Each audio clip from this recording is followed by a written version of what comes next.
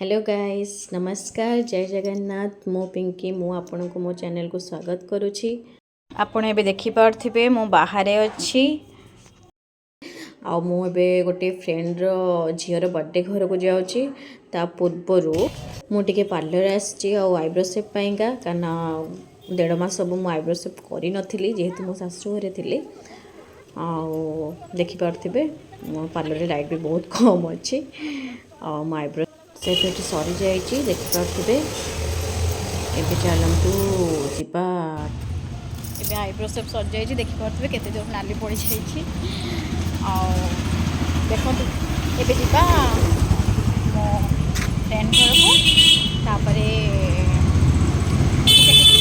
Makeup हेकरी तापरे आ गोटे friend घर को ता झील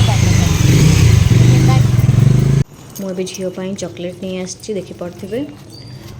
चलतु ए जा घर को जावा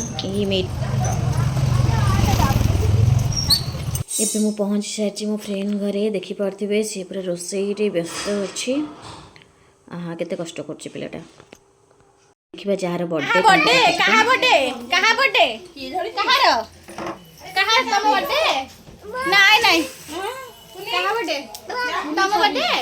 हैप्पी बर्थडे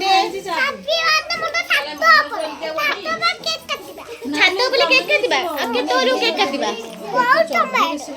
तुम केक ने आछो आ चॉकलेट देलु एई न खायानी मस्त सेलिब्रेशन एटा भल लागु छी रे। हां ए मम्मा पाइप रे हम टियाई कर दे आ तो दीदी आई हां ठीक है एटा थोई दे के हाय कहि देलो हाय कहि दे मो हैप्पी बर्थडे आजी हैप्पी बर्थडे मो समस्त विश करो समस्त विश कर ए मामा आसु ट्रेनिंग दे किछि व्यस्त होवारे नाही। देखंतु बर्थडे केले भी रेडी हे सरलानी आ आई तो केक काटी बाजी हां हां के स्टाइल लो मां जियो तोर ओहो तो बेनी को केक आसु बनबा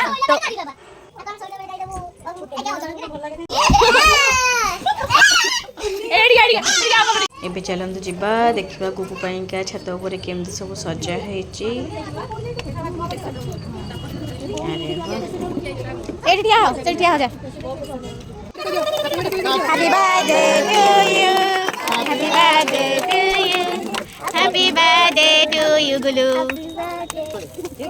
बर्थडे गर्ल केक कटा सची देखु से केक खाइबार व्यस्त अच्छी। मुझे वीडियो को शेष करुच्ची आशा करुच्ची वीडियो बहुत भल लगे। वीडियो भल लगुले लाइक शेयर सब्सक्राइब करो जमार भी भूलें। नमस्कार जय जगन्नाथ।